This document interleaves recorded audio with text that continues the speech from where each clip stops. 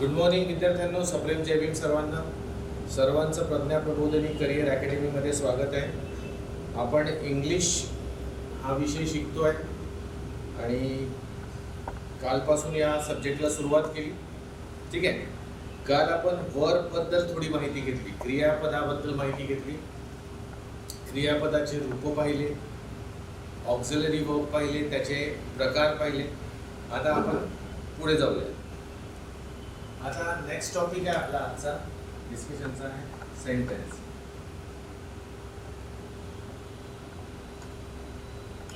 Sentence हा sentence म्हणजे काय असतो? Okay, what does it mean? Sentence म्हणजे एक्झॅक्टली काय असतो? तर बघा, आपल्याला एक माहिती आहे की कुठलीही लँग्वेज घेतली तर सर्वप्रथम आपल्याला अल्फाबेट शिकावे लागतात. अल्फाबेट शिकावे लागतात. त्यानंतर या अल्फाबेटला धरून आपल्याला वर्ड्स बनवता येतात, है ना. अल्फाबेटला धरून आपण वर्ड्स बनवतो. ओके, मग या वर्ड्सला धरून एकपेक्षा जास्ती वर्ड्स म्हणजे दोनपेक्षा जास्ती वर्ड्सला धरून आपण काय बनवतो? सेंटेन्स बनवतो. सेंटेन्स बनवतो. पण सेंटेन्स म्हणजे फक्त ग्रुप ऑफ वर्ड्स नाही, शब्दांचा समूह म्हणजे सेंटेन्स नाही. तर सेंटेन्स म्हणजे काय?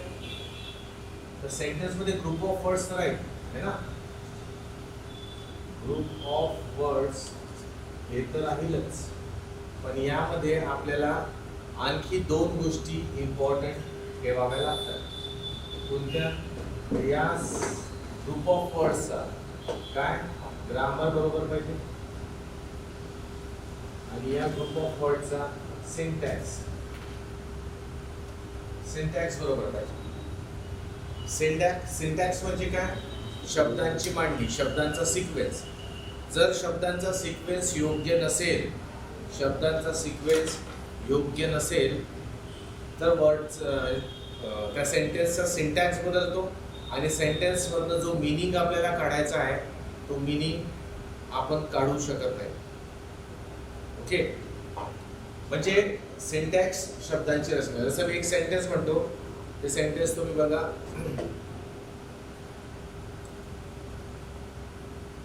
बाबांना उकडून चहा दे. हा सिंटॅक्स तुम्हाला करेक्ट वाटतो का? बाबांना उकडून चहा दे. तर हा सिंटॅक्स इथे चुकलेला आहे. शब्द तेच आहे पण त्याची हेरफेर झालेली आहे, म्हणजे सिक्वेन्स ऑफ वर्ड चुकलाय. आणि ग्रामर तर आपल्याला मस्ट आहेच. तर जेव्हा या शब्दांच्या समूहांमध्ये म्हणजे ग्रुप ऑफ वर्ड्स मध्ये ग्रामर आणि सिंटॅक्स करेक्ट राहील त्यावेळेस तो सेंटेन्स आपण करेक्ट सेंटेन्स मानू, अन्यथा नाही. तर सेंटेन्स म्हणजे काय? तर सेंटेन्स हा वर्ड्स पासून बनलेला असतो, शब्दांचा समूह असतो ज्यामध्ये करेक्ट ग्रामर आणि करेक्ट सिंटॅक्स वापरला जातो. याला आपण सेंटेन्स म्हणतो. ओके, मग आता या सेंटेन्सचे टाइप्स किती आहेत आणि कोणते आहेत? तर यांचे टाइप्स पाहूया. तर विद्यार्थ्यांना प्रश्न विचारतो, इंग्रजीमध्ये असे किती प्रकारचे सेंटेन्सेस आहेत जे आपण बोलतो, लिहितो किंवा वाचतो? कोणी सांगू शकेल? How many types of sentences are there in English through which we can talk and speak, talk or write? Anybody? कोणी आन्सर देतं? किती प्रकारचे सेंटेन्सेस इंग्रजीमध्ये आहेत ज्यामध्ये आपण बोलतो किंवा लिहितो? तर विद्यार्थ्यांना आपल्याला दिसेल की असे टाइप्स 5 आहेत. इंग्रजीमध्ये 5 प्रकारचे सेंटेन्स आहेत. वैभव 5 आहेत का? 5 प्रकारचे सेंटेन्स आहेत. या 5 प्रकारच्या सेंटेन्समध्ये आपण बोलतो किंवा लिहितो. ठीक आहे. तर आता आपण 1 बाय 1 टाइप बघू शॉर्टमध्ये. तर फर्स्ट टाइप येईल, फर्स्ट टाइप म्हणजे असर्टिव्ह सेंटेन्स. याला आपण मराठीत विद्यार्थ्यांनो विधानार्थी वाक्य म्हणतो. असर्टिव्ह सेंटेन्स म्हणजे काय? विधानार्थी वाक्य. विधानार्थी म्हणजे काय? तर या वाक्यांमध्ये विधानं केलेली असतात. या वाक्यांमध्ये विधानं केलेली असतात. विधानं म्हणजे काय असतात विद्यार्थ्यांनो? हे विधानं म्हणजे स्टेटमेंट्स.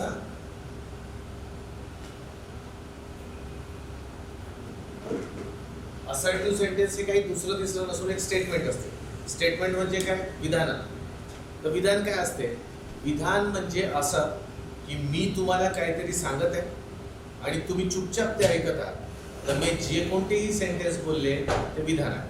म्हणजे आपण काही सांगण्यासाठी जे सेंटेन्सेस बोलतो त्या सेंटेन्सला आपण विधानार्थी सेंटेन्स किंवा असर्टिव्ह सेंटेन्स असं म्हणतो. जसं मी तुम्हाला म्हटलं, मी तुम्हाला शिकवत आहे. आता हे मी तुम्हाला सांगितलं, हे तुम्ही चुपचाप ऐकलं, तर हा विधानार्थी सेंटेन्स आहे. I am teaching you English. Okay, I am working in Pragya Prabodhini. We are learning online. There is your exam in next one. Okay, हे जे सेंटेन्सेस मी बोललो हे तुम्हाला फक्त मी काय सांगितले? मी सांगितले आणि तुम्ही ते ऐकले. तर ते जे सांगितलेले गोष्टी असतात आणि जे समोरचा फक्त ऐकतो त्यांना आपण स्टेटमेंट म्हणतो.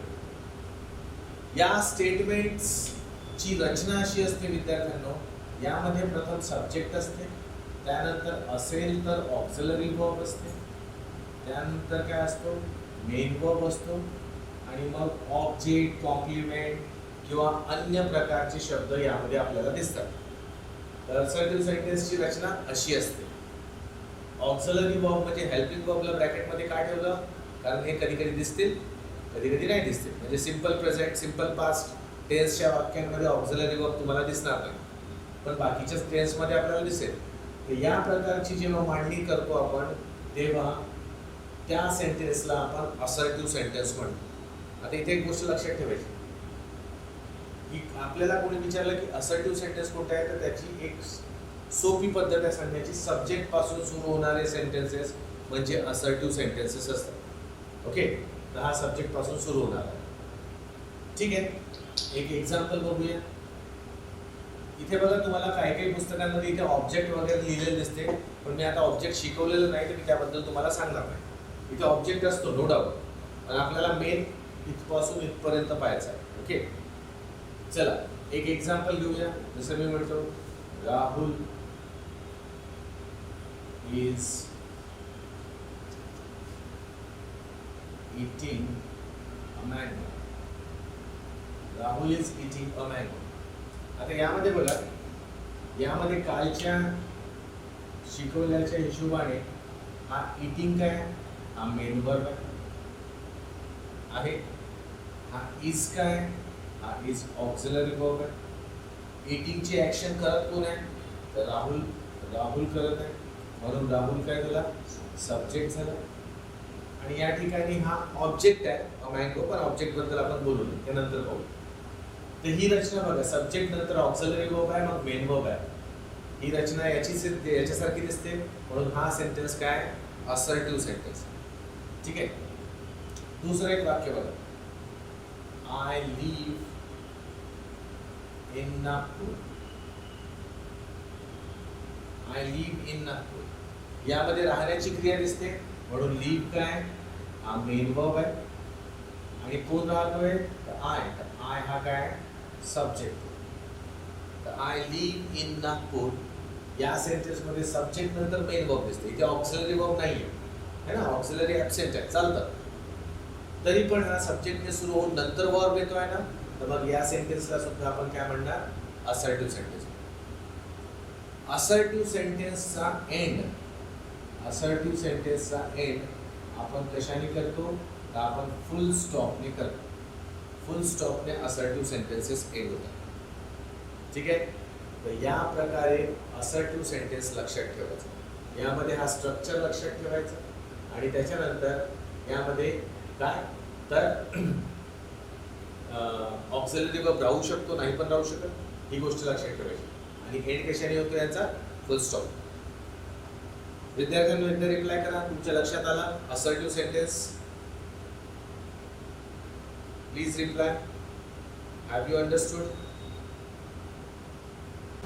Very good. त्यानंतर दुसरा प्रकार आहे विद्यार्थ्यांनो, तो आहे interrogative sentences.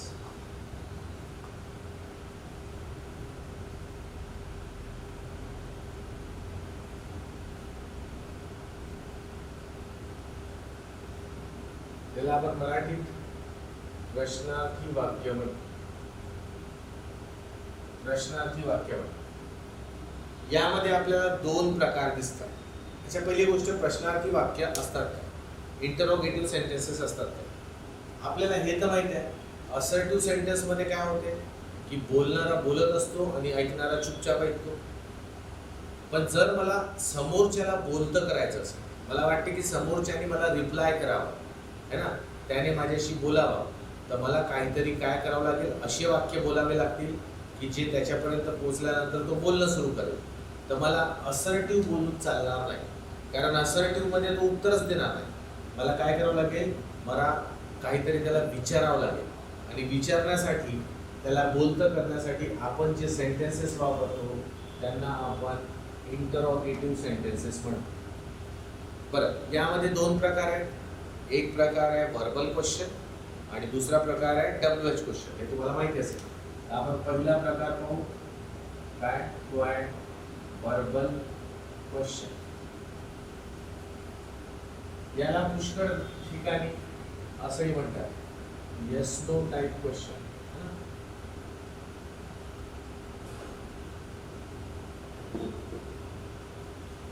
Yes no type question असं सुद्धा यांना म्हणतात.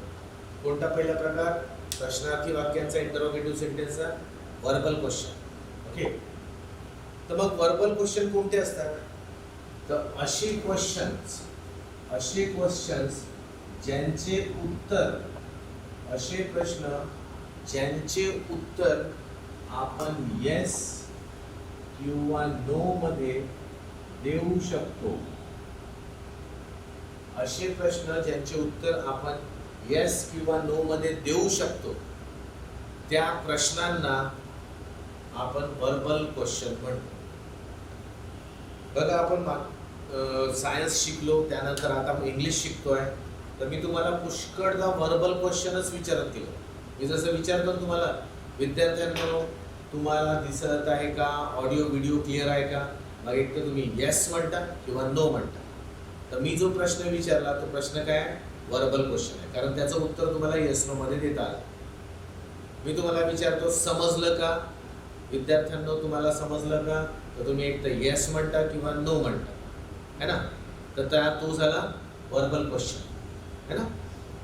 ज्या प्रश्नांची उत्तर येस नो मध्ये देता येऊ शकत असतील त्यांना व्हर्बल म्हणायचं, आणि ज्यांचे उत्तर येस नो मध्ये देता येऊ शकत नाही, ठीक आहे ना.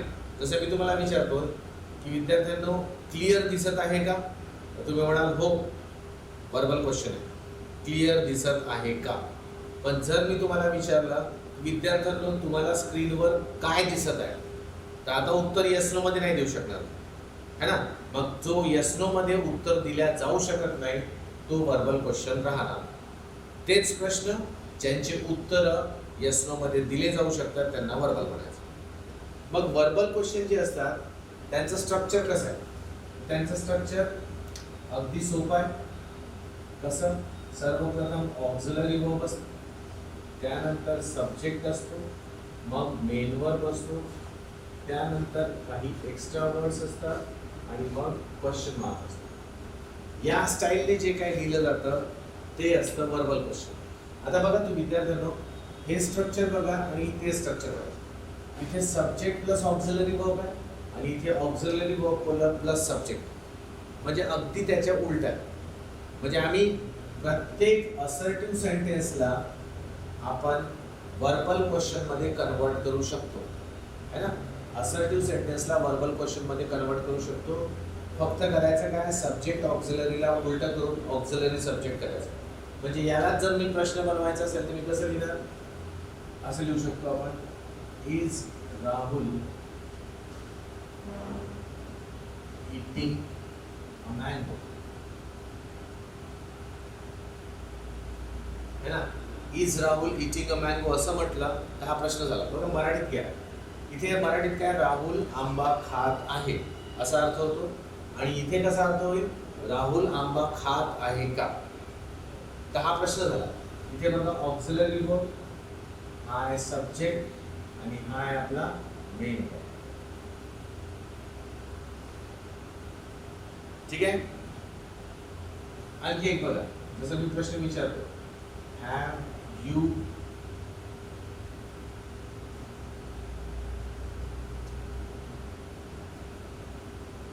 मी विचारला हॅव यू अंडरस्टूड दिस, तुम्हाला हे समजलं आहे का.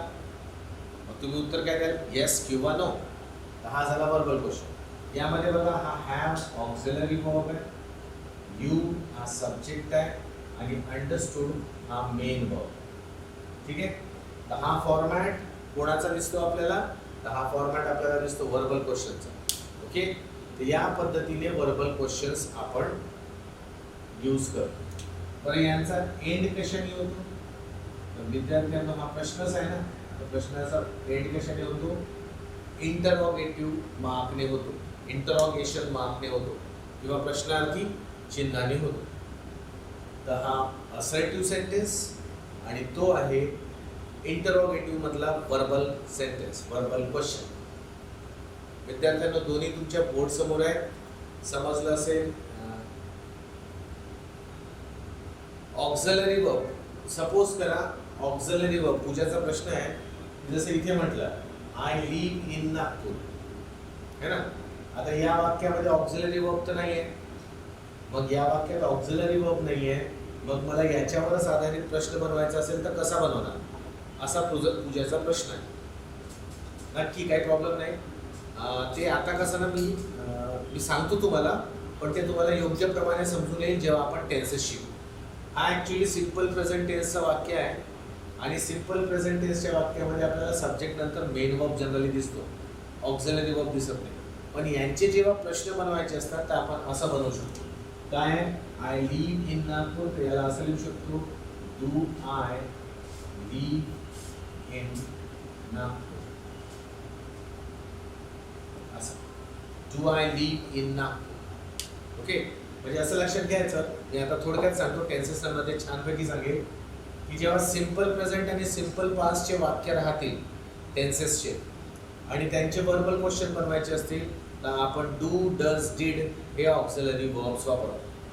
कोणत्या परिस्थितीत वापरायचं, कसं वापरायचं, डू केव्हा घ्यायचं, डज केव्हा घ्यायचं, हे सगळं आपण टेन्सेसमध्ये बघूया. ओके.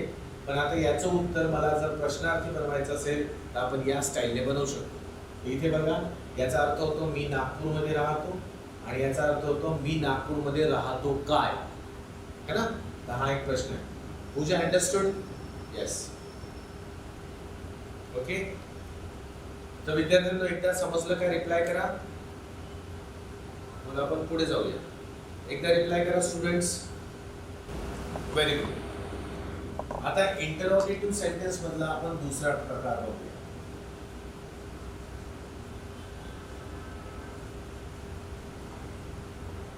इंटरॉगेटिव्ह सेंटेन्स मधला दूसरा प्रकार बघूया. दूसरा टाइप आहे विद्यार्थ्यांनो WH क्वेश्चन. ओके. दूसरा टाइप आहे WH क्वेश्चन.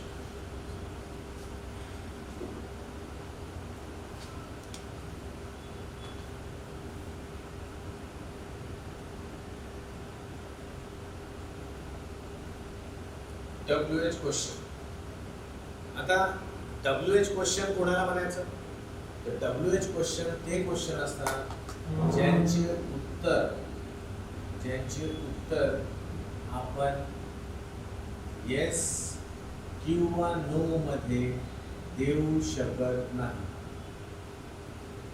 ज्या प्रश्नांचे उत्तर येस किंवा नो मध्ये देऊ शकत नाही त्यांना आपण WH क्वेश्चन म्हणतो. म्हणजे जर मी तुम्हाला म्हटलं पुढच्या महिन्यात तुमची परीक्षा आहे का, तर एक तो उत्तर होईल किंवा नाही, मग तो उत्तर झाला वर्बल क्वेश्चन.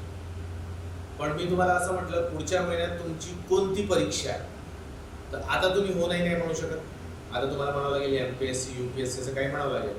तर आम्हाला असं दिसते की काही प्रश्न असे असतात की ज्यांचे उत्तर येस नो मध्ये नाही देतात, त्यांना डिस्क्रिप्टिव्ह वेने द्यावं लागतं.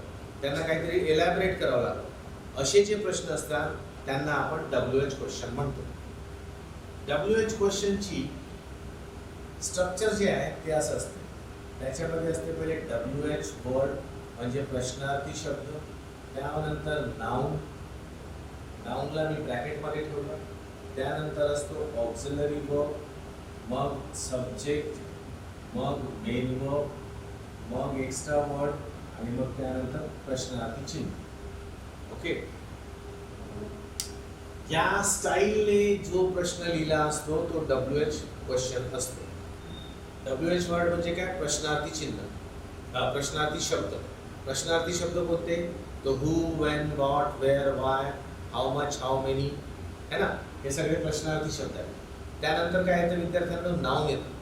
नाउनला मी ब्रॅकेटमध्ये याच्यासाठी ठेवलं की नाउन कधी कधी आपल्याला दिसेल सेंटेन्समध्ये, कधी दिसणार नाही. मग ऑक्झिलरी वर्ब, सब्जेक्ट आणि मेन वर्ब.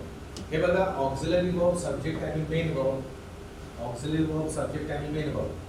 तर वर्बलचा हा स्ट्रक्चर आपल्याला WH मध्ये सुद्धा इथपासून इथपर्यंत पाहायला मिळतो. ओके, तर हा आपल्याला एक स्ट्रक्चर दिसतं. ठीक आहे, मी एक्झाम्पल घेतो. मी लिहितो which newspaper are you reading. Which newspaper are you reading. मी तुम्हाला म्हटलं तुम्ही कोणतं वर्तमानपत्र वाचत आहेत. तर हा प्रश्न, याचं उत्तर येस नो मध्ये नाही देता येत. तर मग काय म्हणू याला आपण? WH question. तरी आपण स्ट्रक्चर बघूया. विच काय? WH word. न्यूजपेपर इथे बघा हा नाउन आहे. आर हा ऑक्झिलरी वर्ब असतो. मेन वर्ब इथे काय? रीडिंग आहे. आणि हे रीडिंगची ऍक्शन करत कोण आहे? यू. यू या ठिकाणी काय? सब्जेक्ट आहे. हे बघा, एकदम व्यवस्थित या स्टाईलने लिहिलेला आहे, म्हणून हा WH क्वेश्चन. ओके, आणखी एक बघ, आणखी बघूया. What will you do now. What will you do now. चला बघा, हा बघा हा प्रश्न, what will you do now. यामध्ये व्हॉट काय? WH वर्ड आहे, प्रश्नार्थी शब्द आहे. विल हा ऑक्झिलरी वर्ब आहे. यू सब्जेक्ट आहे. डू हा मेन वर्ब आहे. आणि त्यानंतर नाउन एक एक्स्ट्रा वर्ड. तू आता काय करशील हा एक प्रश्न आहे, ज्याचं उत्तर आपल्याला एसओ मध्ये देता येत नाही, म्हणून हा WH क्वेश्चन. यामध्ये बघा विद्यार्थ्यांनो, प्रश्नार्थी शब्दानंतर सरळ ऑक्झिलरी वर्ब आला, म्हणजे नाउन इथे नाही. तर हा नाउन कधी असू शकतो, जसा इथे आहे न्यूजपेपर, कधी नाउन नसू पण शकतो, जसा या वाक्यामध्ये. ठीक आहे, तर हा आहे WH क्वेश्चन. एक गोष्ट लक्षात ठेवायची, पहिले मला याला एंड करू द्या. याचा एंड सुद्धा कशाने होतो विद्यार्थ्यांनो, हे तर तुम्हाला माहितीच आहे, क्वेश्चन मार्क है ना. आता बघा,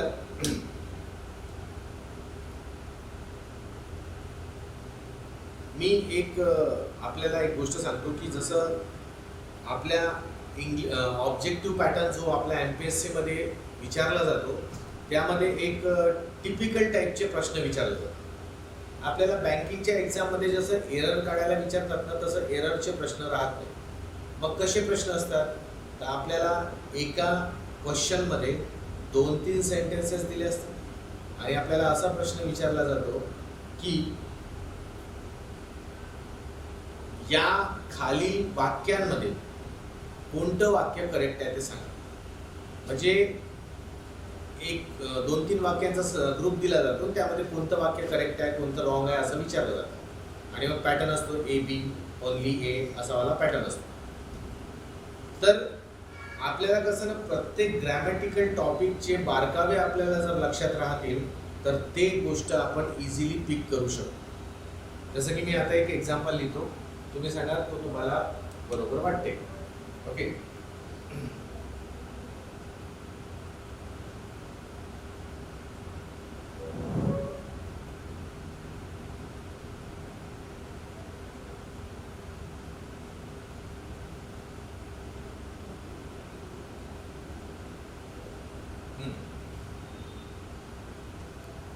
तो म्हणतो I know where are you going. तुमच्यासाठी हा प्रश्न आहे. ओके, मी मनामनात प्रश्न विचारतोय. मला सांगा, हे जे वाक्य लिहिलं आहे हे वाक्य करेक्ट आहे की रॉंग आहे? I know where are you going हे वाक्य करेक्ट आहे की रॉंग आहे? सी किंवा डब्ल्यू टाइप करा. हे वाक्य करेक्ट आहे की रॉंग आहे? मला माहिती आहे तू कुठं जात आहे. हे वाक्य करेक्ट आहे की रॉंग आहे?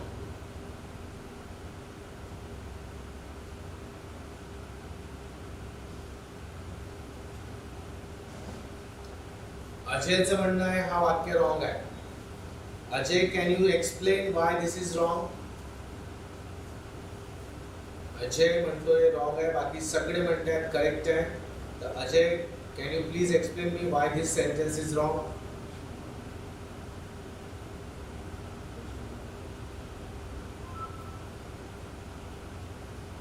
तर विद्यार्थ्यांनो, I am sorry to say but only Ajay is correct. अजयने जे वाक्य जे सांगितलं रॉंग आहे. नाही, आता इन्व्हर्टेड कॉमाची गोष्ट नाही, सिंपलशी गोष्ट आहे. अजयचा आन्सर करेक्ट आहे. बघा, पहिली गोष्ट विचार करा की हा प्रश्न आहे. हा प्रश्न आहे. मी जर समजा तुम्हाला म्हणतो मला माहिती आहे तू कुठे जात आहेस, तर हा मी तुम्हाला प्रश्न विचारला नाही, मी तर तुम्हाला सांगितलं मला माहिती आहे तू कुठे जात आहेस. याच्यावर तुम्ही रिप्लाय थोडी करणार. हा, मी जर असं म्हटलं की तुम्ही कुठे जात आहात, तू कुठे जात आहेस, तर हा प्रश्न होऊ शकतो. पण जेव्हा मी हे वापरतो सोबत, मला माहिती आहे तू कुठे जात आहे, तर हा प्रश्नच नाही होत ना.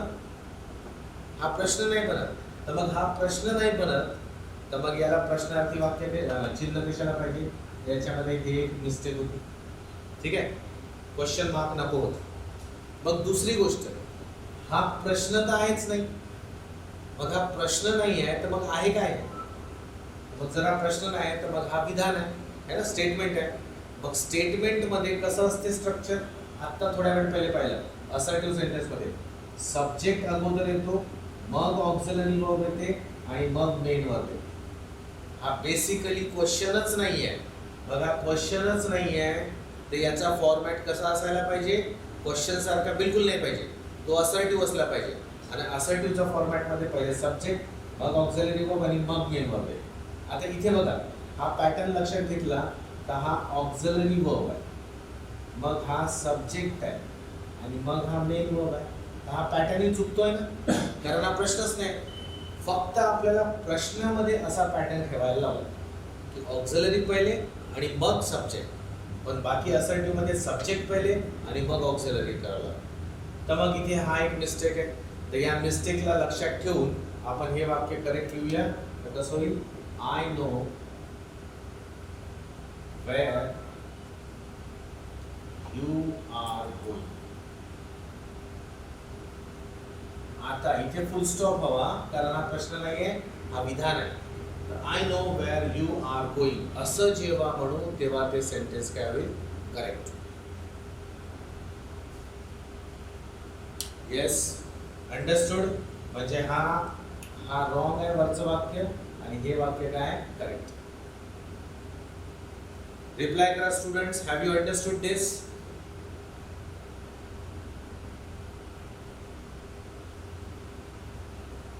Very good, very good.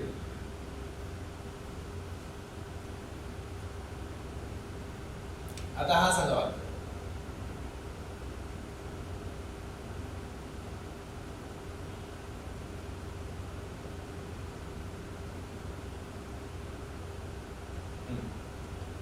आता हे वाक्य सांगा, हे करेक्ट आहे की रॉंग आहे? What you have done. What you have done हे वाक्य करेक्ट आहे की रॉंग आहे? Students, come on.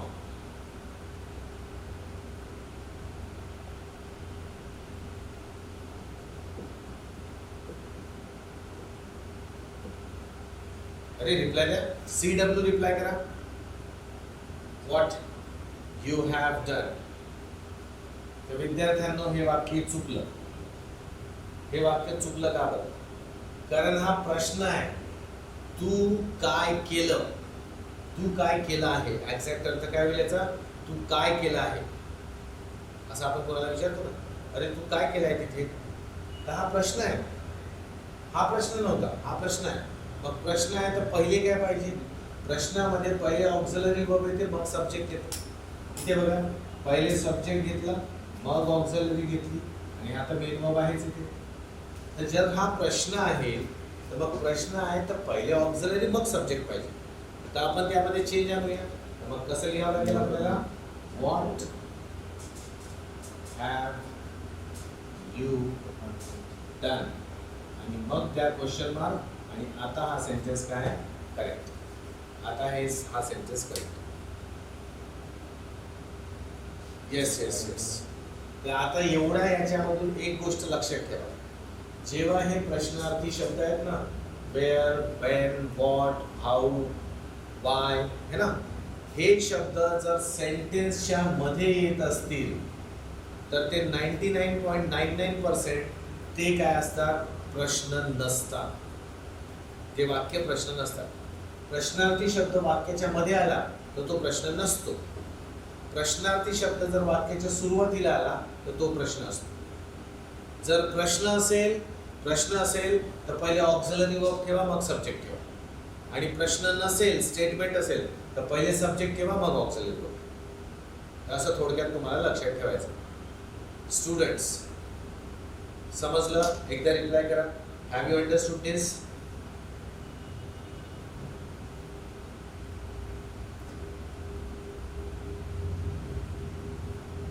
Students please reply, सगळे रिप्लाय करा.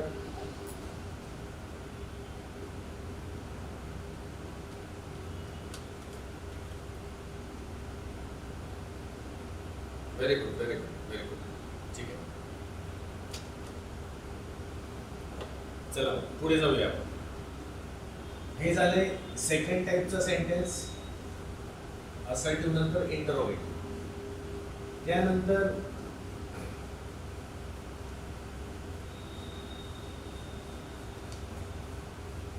तिसरा प्रकार येतो, तो आहे इंग्लिशमध्ये इम्परेटिव्ह सेंटेन्स.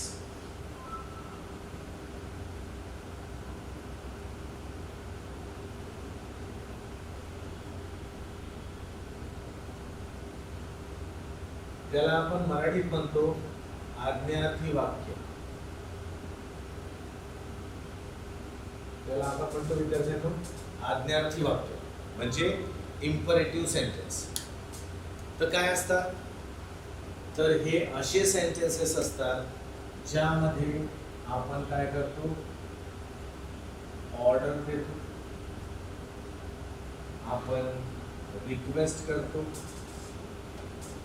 है ना, आपण कमांड देतो, म्हणजे आपण काय करतो, आदेश देतो. जिथे आपण आदेश देतो, है ना, जिथे आपण कमांड करतो, जिथे आपण रिक्वेस्ट करतो, असे जे सेंटेन्सेस असतात त्या सेंटेन्सेसला आपण काय म्हणतो, इम्परेटिव्ह सेंटेन्सेस म्हणतो, आज्ञार्थी वाक्य म्हणतो, है ना, आदेश दिला जातो. आता बघा यांचं स्ट्रक्चर कसं आहे. यांचं स्ट्रक्चर असं आहे की या वाक्यांची सुरुवात नेहमी वर्बच्या फर्स्ट फॉर्म पासून होते, आणि त्यानंतर काही पण राहू शकते किंवा नाही पण राहू शकते. मस्ट आहे इथे क्रियापदाच्या पहिल्या रूपापासून या वाक्यांची सुरुवात व्हायला पाहिजे. वर्बच्या फर्स्ट फॉर्म पासून या वाक्यांची काय होते विद्यार्थ्यांना, सुरुवात होते. त्यानंतर बाकीचे शब्द कंपल्सरी म्हणजे नाही आहेत, असले तरी ओके, नसले तरी ओके. जसं मी एक वाक्य लिहितो, एक्झाम्पल बघा, मी लिहितो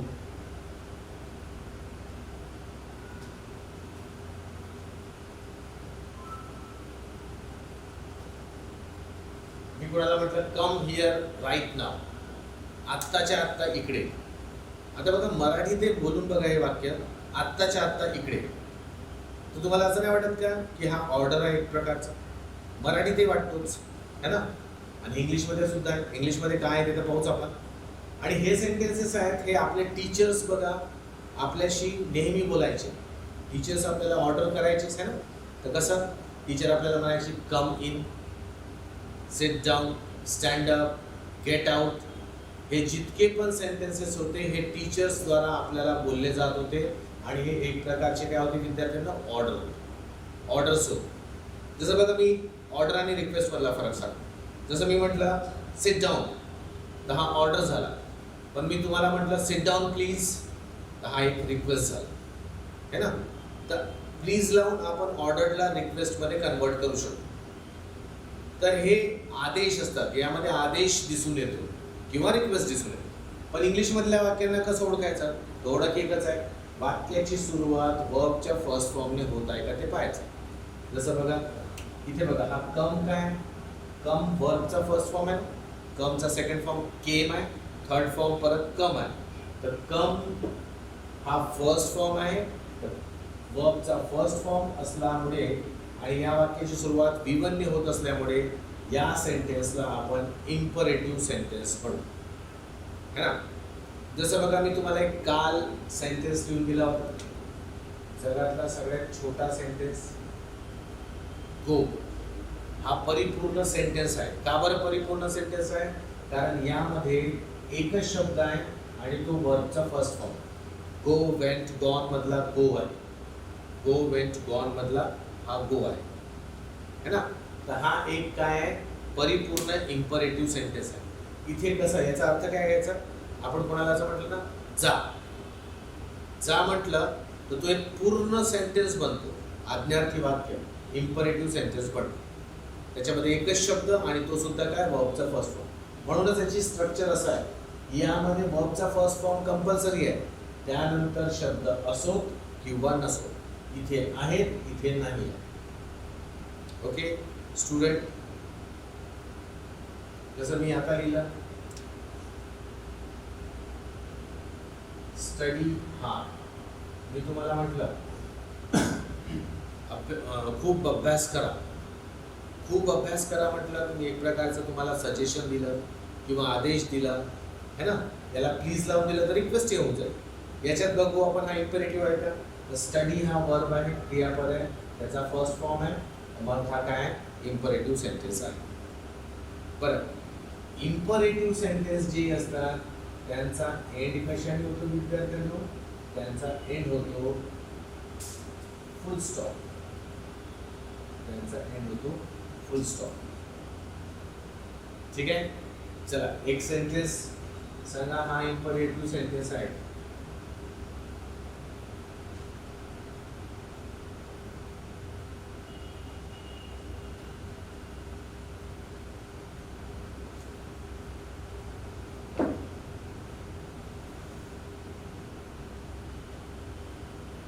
हा सेंटेन्स करेक्ट आहे का सांग.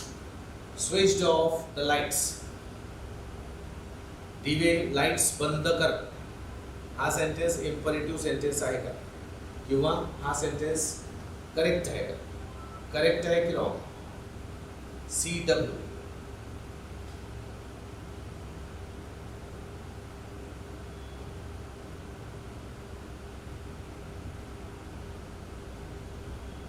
ओके. ज्या लोकांनी रॉंग म्हटलंय सेंटेन्सला ते लोक रॉंग काय सांगू शकतात.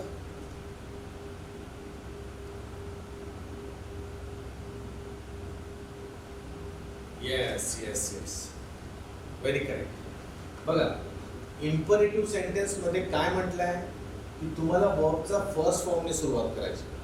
काल आपण पाहिलं होतं ना ईडी लागलेले जे वर्बचे फॉर्म्स असतात ना ते एक तर सेकंड असतात किंवा थर्ड असतात. तर इथे हा V2 दिसतोय, हा वर्बचा सेकंड फॉर्म दिसतोय आणि वर्बच्या सेकंड फॉर्मने एक वाक्य सुरू होत आहे, तर ते वाक्य चुकलं आहे. वर्बच्या सेकंड फॉर्मने वाक्य सुरूच नाही होत कधी. एकच प्रकारचं वाक्य सुरू होते तेही वर्बच्या फर्स्ट फॉर्मने सुरू होते आणि तो इम्परेटिव्ह असते. तर हा इम्परेटिव्ह सेंटेन्स आहे नाही, कारण V2 ने सुरू होत आहे. मग याला आपल्याला करेक्ट करण्यासाठी काय करावं लागेल, V1 करावं लागेल. तर याचा जर आपण ईडी काढला तर मग सेंटेन्स करेक्ट आहे. मग काय होईल, स्विच ऑफ द लाईट्स म्हणजे लाईट्स बंद कर, आता हा sentence correct. Got it students. Yes yes yes got it ना. एक वेळा रिप्लाय करा, सर्व विद्यार्थी रिप्लाय करतील. Have you understood? Yes, very good. चला चौथा टाईप बघूया. हा तिसरा टाईपचा सेंटेन्स होता. आता आपण जाऊया चौथा टाईप. Fourth type. आता चौथा टाईप कोणता आहे? तर तो आहे फोर्थ टाईप इज एक्सक्लेमेटरी.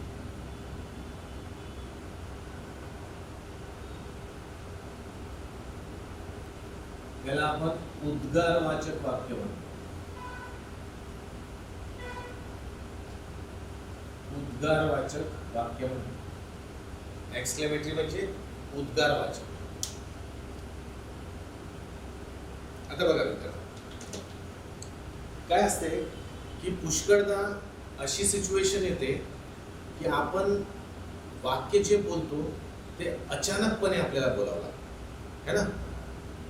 अचानकपणे बोलतो आणि ते वाक्य काहीसं भावुक असतं. जसं रोडने जाताना कधी एखादी ॲक्सिडेंट आपल्या नजरेस आला तर आपण असं बोलतो ना, अरे रे बिचारा मरण पावला. असं एक नाही का फिलिंग युक्त वाक्य बोलतो, इमोशन असलेलं भावनिक वाक्य बोलतो. अच्छा, ते वाक्य असं प्री प्लॅन नसतं, म्हणजे वाक्य डोक्यामध्ये बनलेलं नसतं. अचानकपणे काहीतरी होते आणि अचानकपणे आपण बोलतो. बापरे किती सुंदर देखावा आहे, असं जे बोलतो ते आपण अचानकपणे बोलतो, है ना. तर हे जे सेंटेन्सेस आहेत, या सेंटेन्सची स्पेशालिटी काय आहे? तर या सेंटेन्समध्ये आपल्याला इमोशन्स दिसतात. इमोशन्स म्हणजेच भावना, म्हणजे फिलिंग्स ने भरलेलं हे वाक्य असतं. आणि त्यानंतर हे वाक्य सडनली बोललं जातं. सडनली बोलतो आपण. हे असं प्री प्लॅन्ड वाक्य नसते. आपल्याला जेव्हा आश्चर्य होते, आपल्याला जेव्हा काहीतरी ॲस्टॉनिशिंग गोष्ट आपल्यासमोर घडते आणि ती बघताच आपल्या तोंडवा वाटते काहीतरी उद्गार निघतो, त्यालाच आपण उद्गारवाचक वाक्य किंवा एक्सक्लेमेटरी सेंटेन्स म्हणतो. Got it? एक्सक्लेमेटरी सेंटेन्स त्यालाच म्हणतो. आता एक गोष्ट लक्षात ठेवायची, हे सडनली होते बरं. आणि दुसरी गोष्ट, या वाक्यांमध्ये इमोशन्स असतात, या वाक्यामध्ये आपण अचानकपणे बोलतो. हे वाक्य बोलण्यामध्ये जास्ती वापरलं जातं. यांचा युसेज रिटर्नमध्ये तेवढा होत नाही. ओके ना. मला एकदम फिलिंग युक्त अचानकपणे बोललेलं वाक्य ते लिहिलं तर जाणार नाही. तर आपण यांचा वापर जास्तीत जास्त कुठे करतो? बोलताना. मराठीमध्ये सुद्धा आपण बोलताना उद्गारवाचक वाक्य वापरतो. इंग्लिशमध्ये सुद्धा असतात. ठीक आहे, मी सांगतोच तुम्हाला कसं. दुसरी गोष्ट, यांची सुरुवात एकतर व्हॉटने होते किंवा हाऊने. एक तर व्हॉटने होते किंवा हाऊने होते. या सेंटेन्सची सुरुवात व्हॉटने किंवा हाऊने आपण करतो. ठीक आहे. आता बघा एक सिंपलचा example.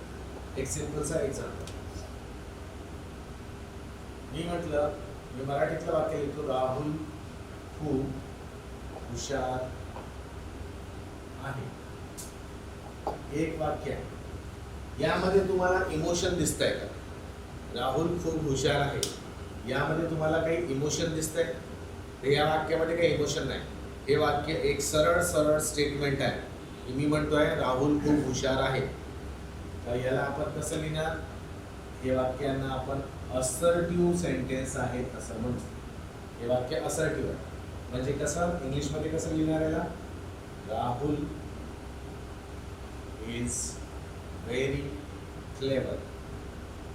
Rahul is very clever हा असर्टिव्ह सेंटेन्स आहे विद्यार्थी. राहुल इज व्हेरी क्लेवर हा असर्टिव्ह सेंटेन्स.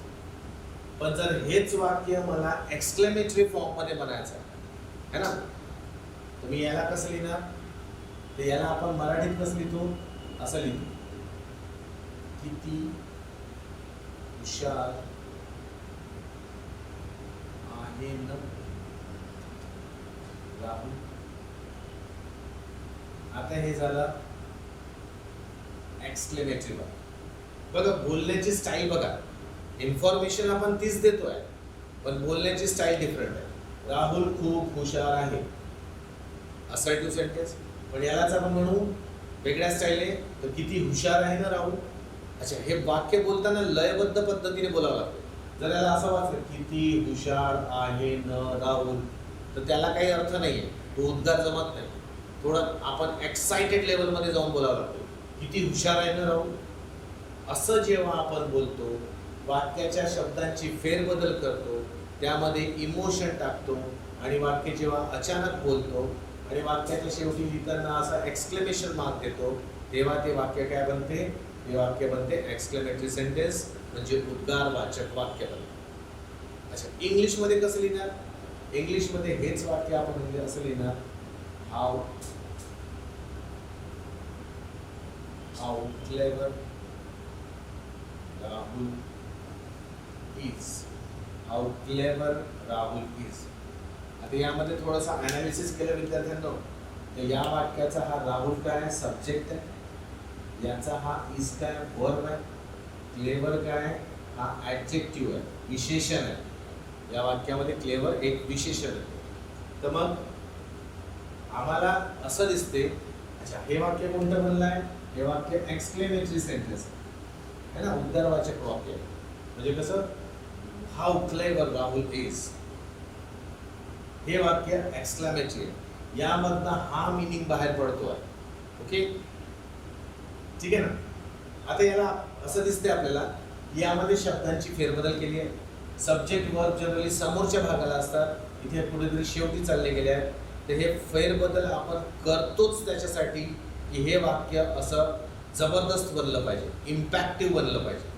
त्याच्यासाठी वाक्यातील शब्दांची फेरबदल केली जाते. तर हे वाक्यांना आपण काय म्हणतो? एक्सक्लेमेटरी सेंटेन्सेस म्हणतो. Got it? Yes yes yes, you are correct. आणि यांचा एंड स्टुडंट्स, यांचा एंड आपण करतो, तो करतो उद्गारवाचक चिन्हाने, म्हणजे एक्सक्लेमेशन मार्क. एक्सक्लेमेशन मार्कने आपण यांना प्रेझेंट करतो. ठीक आहे. सर, एक्सक्लेमेटरी सेंटेन्सेस समजून आले विद्यार्थ्यांना? एकदा रिप्लाय करा. हे तुम्ही शाळेच्या वेळेस शाळेमध्ये भरपूर शिकले असाल. Come on, reply.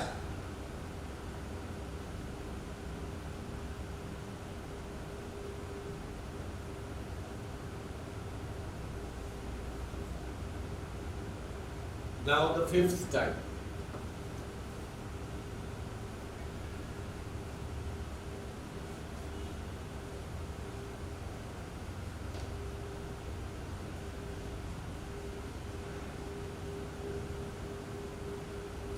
कुणाला फिफ्थ टाइप माहिती आहे का? कुणाला फिफ्थ टाइप माहिती आहे? वाक्याचा पाचवा प्रकार माहिती आहे कुणाला?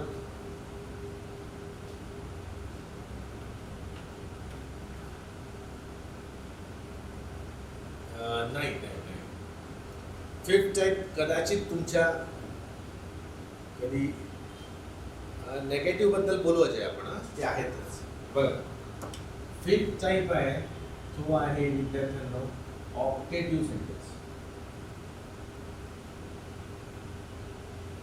ऑप्टेटिव्ह सेंटेन्स. ओके, याला आपण ऑप्टेटिव्ह सेंटेन्स म्हणतो. आता हे ऑप्टेटिव्ह सेंटेन्स म्हणजे काय?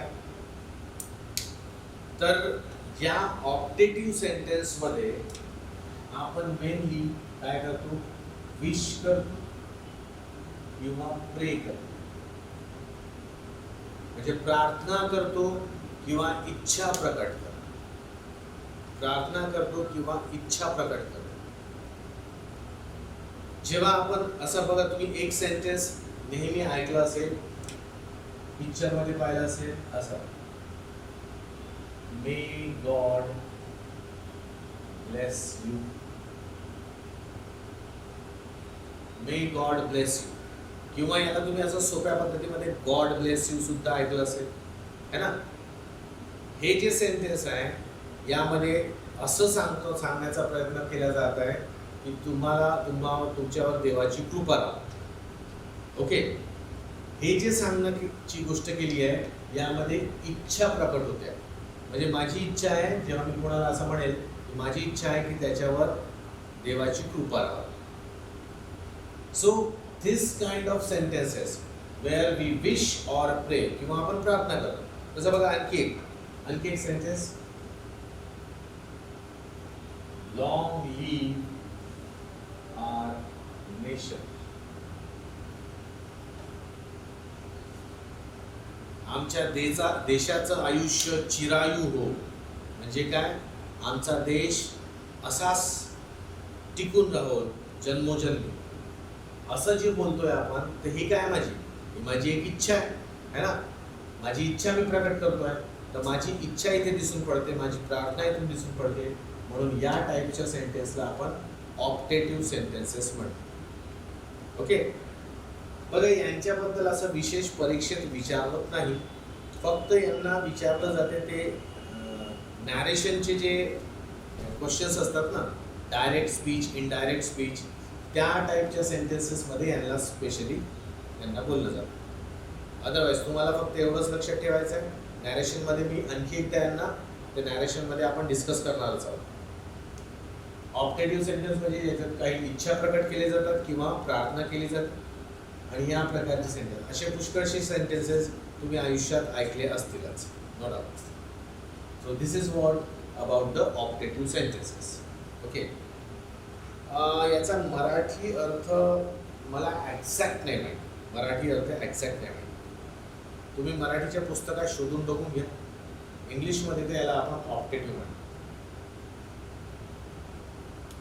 ओके, आता बघा हे 5 प्रमुख प्रकार आहेत इंग्रजीच्या वाक्यांचे. ओके, तर मग आता अजयनी काहीतरी नेगेटिव्ह म्हटलं होतं, नेगेटिव्ह सेंटेन्स म्हणाला होता अजय, तर ते नेगेटिव्ह काय आहे ते पाहू. आता जे 5 प्रकारचे सेंटेन्सेस पाहिले, हे 5 प्रकारचे सेंटेन्सेस जे आहेत हे प्रमुख प्रकार आहेत विद्यार्थी, ते प्रमुख प्रकार आहेत. ओके, ते प्रमुख प्रकार आहेत. आपल्याला आता उपप्रकार पाहिजे, तर सेंटेन्सेसचे सबटाइप्स, उपप्रकार. त्यामध्ये आपण पहिला घेऊ नेगेटिव्ह सेंटेन्स.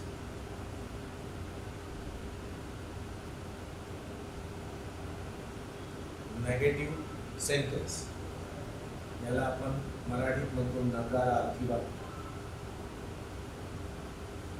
तर नकारार्थी वाक्य म्हणजे काय? नकारार्थी वाक्य म्हणजे काय?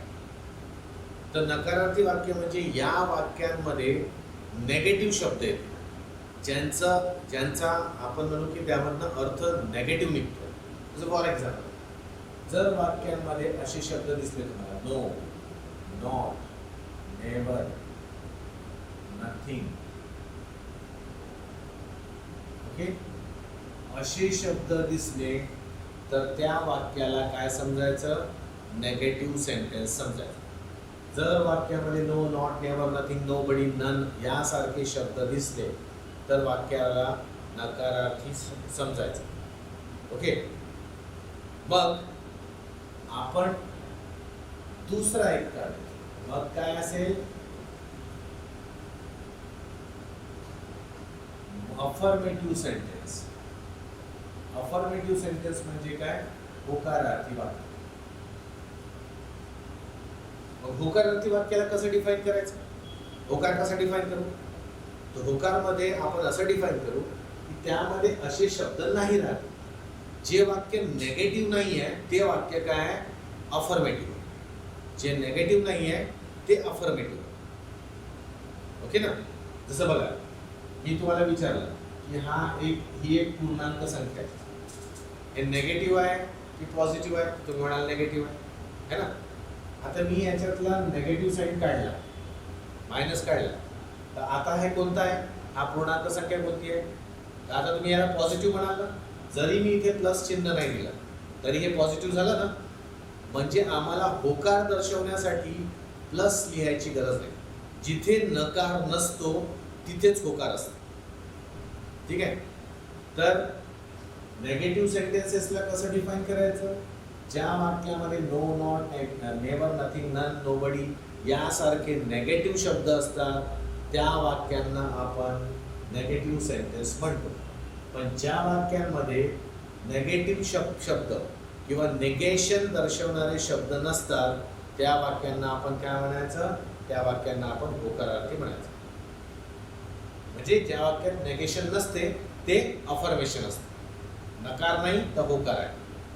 ओके, आता एक वाक्य लिहितो.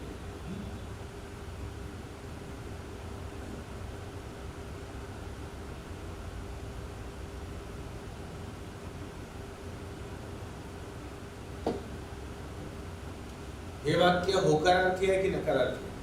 म्हणजे अफर्मेटिव्ह सेंटेन्स आहे की नेगेटिव्ह सेंटेन्स आहे? हे seldom comes to meet me, तो क्वचितच मला भेटायला येतो. सेल्डमचा अर्थ होतो क्वचितच, क्वचित. सांगा, नेगेटिव्ह सेंटेन्स की अफर्मेटिव्ह सेंटेन्स? ए किंवा अँड टाईप करा विद्यार्थी.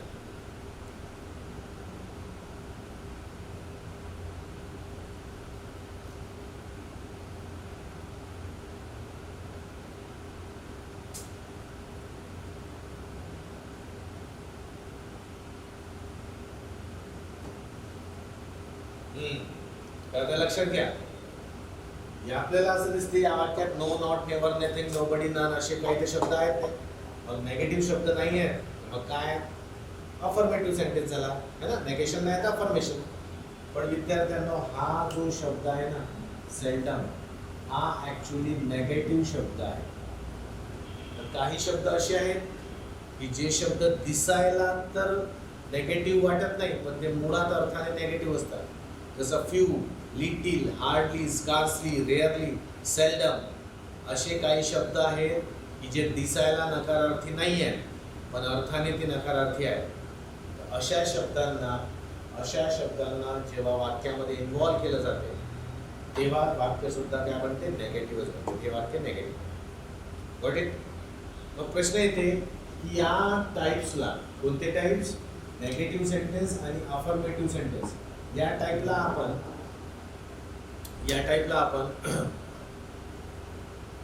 सब टाइप्स का म्हणतात? उपप्रकार का म्हणतात? प्रमुख प्रकारामध्ये का नाही टाकले? कारण बघा, हे जे नेगेटिव्ह आणि अफर्मेटिव्ह आहे हे आपल्याला प्रमुख प्रकाराच्या लिस्टमध्ये जेवढे आहेत त्यापैकी पुष्कळ याच्यामध्ये दिसतात. आता मी एक एक्झाम्पल सांगतो. मी म्हटलं he is going to a class. तो एका क्लासला जात आहे. आता बघा, या वाक्याला एकदम छानपैकी बघा आणि सांगा हे वाक्य प्रमुख प्रकारामधलं कोणतं वाक्य? तर आपण बघूया. इथे बघा ही आहे, तर ही म्हणजे सब्जेक्ट झाला. इज ऑक्झिलरी वर्ब आहे, गोइंग मेन वर्ब आहे. असं स्ट्रक्चर कोणाचं असतं? असं स्ट्रक्चर असतं असर्टिव्हचं. तर हा असर्टिव्ह आहे. असर्टिव्ह आहे ना, विधानार्थी वाक्य. पण त्याचसोबत यामध्ये नकार नाहीये म्हणून मी याच वाक्याला अफर्मेटिव्ह सुद्धा म्हणू शकतो. म्हणजे या वाक्याचं मी पूर्ण नाव कसं घेऊ शकतो? Assertive affirmative sentence. हा असर्टिव्ह तर आहेच प्रमुख प्रकारमधला, पण त्याचबरोबर हा होकारार्थी म्हणजे अफर्मेटिव्ह. पण जर मी हेच वाक्य असं लिहिलं, he is not going to a class, तो एका क्लासला नाही जात आहे. आता बघा विद्यार्थी, आता पुन्हा स्ट्रक्चर कसं आहे? सब्जेक्ट आहे, ऑक्झिलरी वर्ब आहे आणि मेन वर्ब आहे. तर स्ट्रक्चर तर आपल्याला असर्टिव्हच दिसते, पण मध्ये एक नॉट वर्ड आला आणि या नॉट वर्डने काय केलं? त्या वाक्याला नेगेटिव्ह बनवलं. तर मग नेगेटिव्ह बनवलं ना, तर हा मूळ अर्थाने हा विधानार्थीच आहे म्हणजे असर्टिव्ह आहे. पण याच्यामध्ये आपल्याला नॉट दिसते म्हणून हा काय झाला? नेगेटिव्ह सेंटेन्स पण झाला. म्हणजे याला मी असर्टिव्ह नेगेटिव्ह सेंटेन्स म्हणू शकतो. ठीक आहे. आणखी एक एक्झाम्पल बघा. मी म्हटलं कम हियर. हे वाक्य बघा, कम हियर. या वाक्याची सुरुवात कशाने होत आहे? वर्बच्या फर्स्ट फॉर्मने होत आहे. क्रियापदाच्या पहिल्या रूपाने सुरू होणाऱ्या वाक्याला आपण काय म्हणतो? त्यांना आपण इम्परेटिव्ह सेंटेन्स म्हणतो, है ना. Imperative sentence. तर हा एक इम्परेटिव्ह सेंटेन्स आहे. पण याच्यामध्ये आपल्याला होकार दिसतो की नकार? याच्यामध्ये नकार नाही आहे म्हणजे होकार आहे. तर होकार आहे. म्हणजे याला मी काय म्हणणार, अफर्मेटिव्ह म्हणणार. म्हणजे याचं पूर्ण नाव मी अफर्मेटिव्ह इम्परेटिव्ह सेंटेन्स म्हणू शकतो. पण जर मी असंच एक वाक्य लिहिलं, असं याच्यात लिहिलं डोंट कम हिअर, इथे येऊ नको. डोंट कम हिअर म्हणजे इथे येऊ नको. तर हे वाक्य बघा, इथे वर्बचा फर्स्ट फॉर्म आहेच, हे वाक्य काय आहे, इम्परेटिव्ह तर आहेच, पण यामध्ये डोंट आहे म्हणजे नॉट आहे, तर नेगेटिव्हिटी आली म्हणून हे वाक्य नेगेटिव्ह आहे.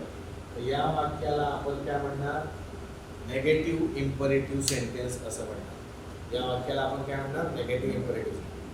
म्हणजे अफर्मेटिव्ह आणि नेगेटिव्ह सेंटेन्सेस आपल्याला असर्टिव्ह मध्ये दिसतात, इंटरोगेटिव्ह मध्ये दिसतात, इम्परेटिव्ह मध्ये दिसतात. म्हणून यांना आपण प्रमुख प्रकारामध्ये न घेता यांना आपण उपप्रकारामध्ये घेतो इंग्रजीमध्ये. Okay, so this is what about the sentences. असं सेंटेन्सेस असतात. तर विद्यार्थ्यांनो, सेंटेन्सेस हा टॉपिक समजून आला. यावर बघा छोट्या एक्झाम मध्ये हलके फुलके प्रश्न असतातच. राज्यसेवेमध्ये हे जे आपण काही प्रॅक्टिस घेतले ना, प्रश्न वगैरे नाही का ओळखायचे सांगितले बघायचे तुम्हाला. ओके, आपण एक सेंटेन्स करेक्ट आहे की रॉंग आहे असे सेंटेन्सेस राज्यसेवेच्या ऑब्जेक्टिव्ह मध्ये सुद्धा विचारले जातात. तर हा टॉपिक तुम्हाला समजला की नाही समजला, येस नो मध्ये रिप्लाय करायला. Come on fast. Very good, very good, very good, very good. तर मग आपल्याला आता इथे थांबायला पाहिजे.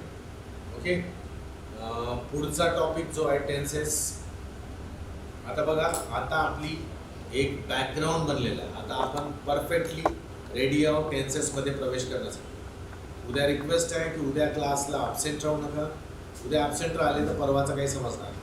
उद्या टेन्समध्ये आपण एंट्री मारणार आहोत आणि तुम्हाला कितीही चांगले टेन्स येत असतील तरी मी एक नक्की प्रॉमिस करतो की तुम्हाला काहीतरी नवीन इन्फॉर्मेशन नक्की मिळेल क्लासमध्ये. ओके, टेन्सेस छानपैकी शिकून घ्या आणि उद्याचा क्लास मिस करू नका, राईट फ्रॉम स्टार्टिंग, कारण उद्यापासून क्लासची सुरुवातच टेन्सेसने होईल. तर थँक्यू विद्यार्थ्यांनो, थँक्यू व्हेरी मच. उद्या भेटूया आणि तुम्ही सर्व प्रेझेंट राहा ही अपेक्षा आहे. Thanks a lot. Have a nice time. Enjoy the studies. Bye bye students. Bye bye.